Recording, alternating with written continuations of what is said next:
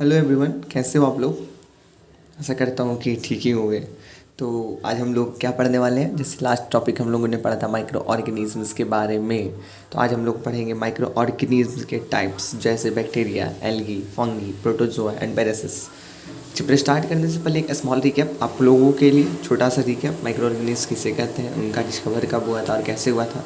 तो micro organism क्या है ना, माइक्रो ऑर्गेनिज्म जो है, जैसे कि ये अर्थ है। अर्थ एक ऐसा स्पेसिस है, अर्थ एक ऐसा प्लेनेट है जहाँ पर बहुत सारे स्पेसिस एग्जिस्ट करते हैं, एनिमल्स, ह्यूमन बींग्स। उसके साथ साथ कुछ ऐसे ऑर्गेनिज्म भी हमारे अर्थ पर एग्जिस्ट करते हैं जिनका जो साइज़ है बहुत बहुत छोटा है, जिन्हें हम अपने इन आँखों से देख भी नहीं सकते।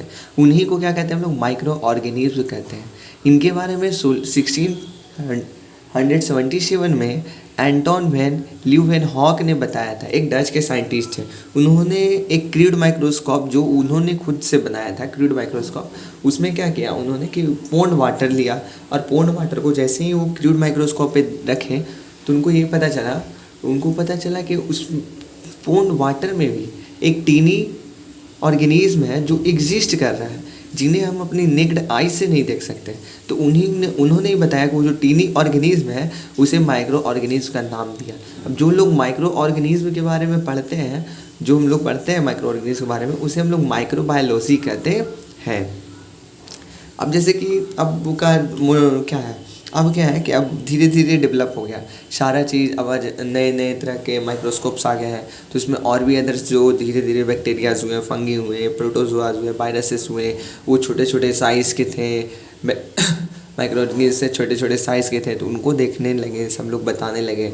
और माइक्रो ऑर्गेनिज्म का जो साइज़ है 0.0001 mm, इतना छोटा उसका साइज़ है। बोले तो 1/10,000 mm उसका जो है क्या है, साइज़ है माइक्रोस्कोप के, माइक्रो ऑर्गेनिज्म का, सॉरी। फिर अब हम लोग पढ़ते हैं किसके बारे में, बैक्टीरिया। जैसे कि हम लोग बैक्टीरिया में पढ़े थे, किसके बैक्टीरिया में 3 आते थे। कौन कौन आते थे, स्ट्रेप्टोकोकस, क्लोरिया एंड लैक्टोबैसिलस। ये क्या है, बैक्टीरिया के टाइप है। तो हम लोग आज देखते हैं बैक्टीरिया के बारे में, क्या है बैक्टीरिया, क्या नहीं है। तो बैक्टीरिया जो है, bacteria have lived on the earth for much longer than human beings. ऐसा उन्होंने बताया कि बैक्टीरिया जो है ह्यूमन बींग्स से भी पहले इस अर्थ पर एग्जिस्ट करता था। They believe to be first living being to have appeared on the earth. वो ऐसा मानते थे, उनका ये मानना था जो हमारे साइंटिस्ट हैं, कौन थे साइंटिस्ट हमारे, एंटोन वैन ल्यूवेनहॉक जो थे। उन्होंने कहा कि ये जो बैक्टीरिया है, बैक्टीरिया जो ये माइक्रो ऑर्गेनिज्म है, वो ह्यूमन बींग से भी पहले से एग्जिस्ट कर रहा है हमारे अर्थ पर। यही 1677 में एंटोन वैन ल्यूवेनहॉक ने ये बैक्टीरिया को सबसे पहला बार ऑब्जर्व किया था। ठीक है, अब हम लोग क्या देखेंगे, बैक्टीरिया का शेप देखेंगे और उसके स्ट्रक्चर्स के बारे में पढ़ेंगे। तो बैक्टीरिया जो था 3 डिफरेंट फॉर्म में प्रेजेंट है हमारे शेप के अनुसार। बैक्टीरिया जो है 3 अलग अलग फॉर्म में एग्जिस्ट करता है, coccus and round shaped, bacillus और rod shaped, spirillum and vibrio shaped. Coccus और राउंड शेप में क्या था, the bacteria which have spherical shape are called coccus. Coccus में क्या था कि जो बैक्टीरिया है जो स्फेरिकल शेप में पाए जाते थे उनको क्या कहा जाता था, कोकस कहा जाता था। और इसका जो सिंगुलर फॉर्म है वो क्या है, कोकस है, और जो प्लूरल फॉर्म है वो क्या है, कोकी है। यहाँ पे देखिए लिखा हुआ है, सिंगुलर फॉर्म जो है कोकस है और प्लूरल फॉर्म जो है क्या है, कोकी है। जैसे इसका एग्जाम्पल हो गया स्ट्रेप्टोकोकस। स्ट्रेप्टोकोकस जो हो गया इसका एग्जाम्पल हो गया जिसके कारण न्यूमोनिया होता है। न्यूमोनिया जो होता है वो किसके कारण होता है, तो स्ट्रेप्टोकोकस के कारण होता है। अब हम लोग पढ़ेंगे बैसिलस और रॉड शेप्ड के बारे में। तो बैसिलस और रॉड शेप्ड क्या है, the bacteria which are rod shaped are known as bacillus. अब ऐसे बैक्टीरिया जो रॉड शेप के होते थे उनको क्या कहते थे हम लोग, बैसिलस कहते थे। ये बिना फ्लैगला या फ्लैगला के साथ भी रहते हैं। इनके कारण बहुत ही खतरनाक डिजीज़ होते हैं, जैसे टीबी, डिप्थीरिया, टेटनस, लेप्रोसी। ये सब जो डिजीज़ होता है किसके कारण होता है, तो बैक्टीरिया के जो शेप है, स्ट्रक्चर है, रॉड शेप के जो बैक्टीरिया पाए जाते हैं, बैसिलस कहते हैं जिन्हें, उनके कारण ये सब होता है। जैसे एग्जांपल में इसका हो गया बैसिलस टाइफस, जो टाइफाइड का कारण होता है। बैसिलस टाइफस जो होता है किसका कारण होता है, टाइफाइड का कारण होता है। अब स्पिरुलम या वाइब्रियो शेप। स्पिरुलम और वाइब्रियो शेप में क्या होता है, जो बैक्टीरिया जो कॉर्क स्क्रू शेप्ड का हो या कॉमन शेप्ड का हो, कॉर्क स्क्रू शेप्ड या कॉमन शेप्ड, ये ये सब जो बैक्टीरिया आपको दिख रहे हैं ये कौन से बैक्टीरिया है? तो ये जो है एस्पिरुलिनम या वाइब्रोसेप्ट के बैक्टीरिया है। इनके पास एक से ज़्यादा सीलिया और फ्लैगेला होता है। इनके पास एक से ज़्यादा सीलिया और फ्लैगेला भी प्रेजेंट होता है। अब वाइब्रोक्लोरिया के कारण क्या होता है? क्लोरिया डिजीज होता है। क्लोरिया डिजीज जो होता है वो वाइब्रोक्लोरिया के कारण होता है। अब यहाँ पे देखिए कुछ डिजीज हैं जिनका शेप्ड है। तो ये जो शेप्ड है इनका, ये कौन सा शेप्ड है? रॉड शेप्ड है। तो ये क्या है? ट्यूबरक्लोसिस। तो किस पार्ट में आएंगे ये? तो ये आएंगे हमारा रॉड शेप्ड कौन सा था? बैसिलस था, तो बैसिलस में ये आ जाएंगे। टाइफाइड रॉड शेप्ड का है। ये सब बैक्टीरिया इसका नाम दिया हुआ है। अब आगे हम लोग देखते हैं, जैसे कि कुछ बैक्टीरिया जो थे सैप्रोफाइटिक बैक्टीरिया होते हैं। सैप्रोफाइटिक बैक्टीरिया मतलब सैप्रोफाइटिक एनिमल्स के बारे में आप लोगों ने पढ़ा होगा, जो कि डेड एनिमल को जो एनिमल मर जाते हैं उनको डिकम्पोज करके खाने का काम करता है। वो कौन होता है? सैप्रोफाइटिक एनिमल होता है, मरे जीवों को खाते हैं जो। उसी तरह ये सैप्रोफाइटिक बैक्टीरिया होते हैं। वो क्या करते हैं? Which are useful which break down dead plant and animal. जो डेड प्लांट है या एनिमल है उनको तोड़ने का, उनको ख़त्म करने का काम कौन करता है? तो ये सैप्रोफाइटिक बैक्टीरिया करते हैं। They use animal faeces and other waste material as their food. वो एनिमल फेसेस जो एनिमल का वेस्ट मटेरियल है, ठीक है, जो एनिमल का वेस्ट मटेरियल है उसको अपने भोजन के रूप में वो यूज़ करते हैं। इसीलिए इनको डिकम्पोजर्स भी कहा जाता है। क्या कहा जाता है? डिकम्पोजर्स भी कहा जाता है। किसको डिकम्पोजर कहा जाता है? तो सैप्रोफाइटिक बैक्टीरियाज को डिकम्पोजर भी कहते हैं। अब कुछ बैक्टीरियाज जो होते हैं ऑक्सीजन के प्रेजेंस में ग्रो होते हैं। जो बैक्टीरिया ऑक्सीजन के प्रेजेंस में ग्रो होगा उसको एरोबिक बैक्टीरिया कहेंगे, और जो बैक्टीरिया ऑक्सीजन के एब्सेंस में ग्रो होगा उसको एनएरोबिक बैक्टीरिया कहेंगे। अब बैक्टीरिया का यूजेस क्या है? तो बैक्टीरिया का सबसे पहला क्या है? Fixation of nitrogen. Second use क्या है? Decay of plant and animal. Fixation of nitrogen क्या होता है हम लोग इसके बारे में भी देखते हैं। फिक्सेशन ऑफ नाइट्रोजन मतलब rhizobium bacteria changes the nitrogen air into nitrate. ऐसा बैक्टीरिया जो राइजोबियम एक बैक्टीरिया है, ठीक है, जो क्या करता है? नाइट्रोजन को एयर में से नाइट्रेट में चेंज करने में हेल्प करता है। अब ये जो चेंज करने का प्रोसेस है इसी को हम लोग क्या कहते हैं? फिक्सेशन ऑफ नाइट्रोजन कहते हैं। ये बैक्टीरिया जो होते हैं लिग्यूमिनस प्लांट जैसे कि बीन्स प्लांट हो गया, पीस प्लांट हो गया, पल्सेस हो गया, इसके रूट्स में पाए जाते हैं। अब नेक्स्ट क्या है? Decay of plant and animal waste. अब प्लांट और एनिमल वेस्टेज को खत्म करने का काम भी करते हैं। अब जैसे कुछ बैक्टीरिया है, ठीक है, जो क्या करते हैं? डेड बॉडीज एनिमल के, प्लांट को, डेड बॉडीज को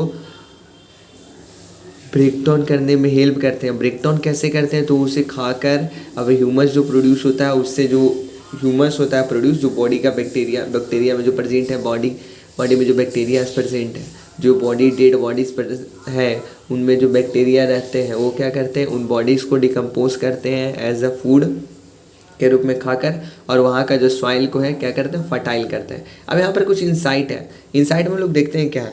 bacterias play an important role in the field of genetic engineering. Diabetes is a disease in which the pancreas of the patient produce little or no insulin. Insulin made with the help of bacteria is used to treat diabetic patient.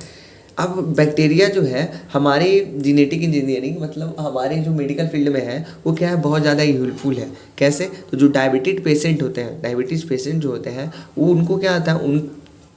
Diabetes एक ऐसा disease है जिसमें pancreas जो होता है वो insulin को produce करना बंद कर देता है, या फिर करता भी है तो बहुत ही कम अमाउंट में क्या करता है? इंसुलिन को प्रोड्यूस करता है। तो उसके लिए क्या करता है? बैक्टीरिया जो होता है डायबिटिक पेशेंट को वो हेल्प करता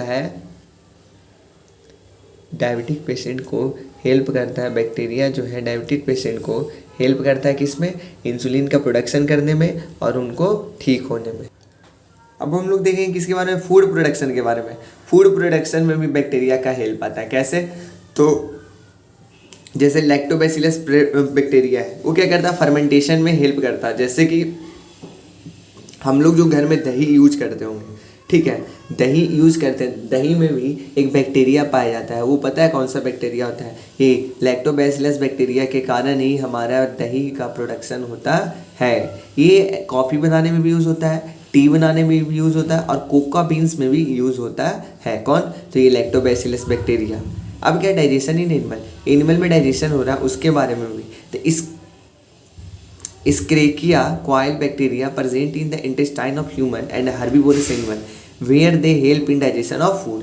अब ह्यूमन herbivorous animal और ह्यूमंस में एक Escherichia coel बैक्टीरिया प्रेजेंट होता है। कहाँ प्रेजेंट होता है? हमारे इंटेस्टाइन में। वो क्या करता है? हमारे फूड को डाइजेस्ट करने में हेल्प करता है। कौन हेल्प करता है? Escherichia coel bacteria.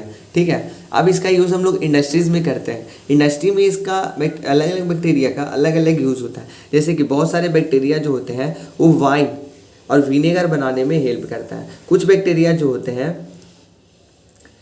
वो लेदर को प्रोड्यूस करने में हेल्प करता है। ठीक है। और कुछ बैक्टीरिया जैसे कि जो लिनेन थ्रेड बनता है हमें, जो फ्लैक्स प्लांट से ऑब्टेन होता है, तो रेटिंग प्रोसेस के द्वारा होता है। तो उसमें क्या किया जाता है? बैक्टीरिया जो स्टेम के प्लांट के स्टेम में होता है उसको डिस्ट्रॉय करके उसके टिश्यू को लूज करके उससे क्या बनाया जाता है? लेनिन फाइबर, लेनिन थ्रेड बनाया जाता है। अब help in production of some vitamin and antibiotics. अब कुछ विटामिन और कुछ एंटीबायोटिक्स में भी बैक्टीरिया का प्रोडक्शन यूज़ होता है। ठीक है। अब help in production of industrial chemical and citric acid. अब इंडस्ट्रियल केमिकल और साइट्रिक एसिड में भी किसका हेल्प होता है? तो बैक्टीरिया के प्रोडक्शन का हेल्प होता है। अब ये हार्मफुल बैक्टीरिया में पढ़ेंगे हम लोग। तो harmful bacteria are mostly parasites. अब जो हार्मफुल बैक्टीरियाज हैं वो मोस्टली क्या होते हैं? वो पैरासाइट्स होते हैं और they can cause a large number of disease both in animal and plants.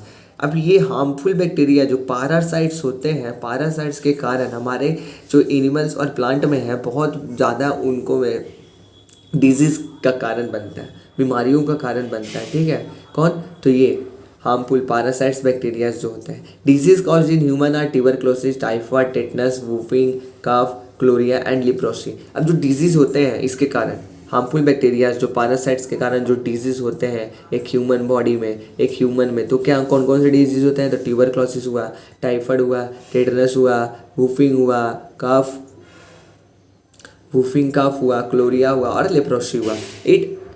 और ये साथ साथ में फूड को स्पॉइल करने में काम करता है, फ्रूट को भी, वेजिटेबल को भी सड़ाने में भी काम करता है, ये सड़ाने का भी काम करता है। ठीक है। It also spoil the milk bye curdling it. Food spoiled by bacteria develop fall smell and bad taste. अब फूड जो होता है क्या होता है? अब फूड ये क्या करता है? मिल्क को भी ख़राब कर देता है और फूड जो होता है बैक्टीरिया के द्वारा ख़राब कर दिया जाता है और उसमें फॉल स्मेल मतलब गंदा स्मेल और बैड टेस्ट का प्रोडक्शन करता है।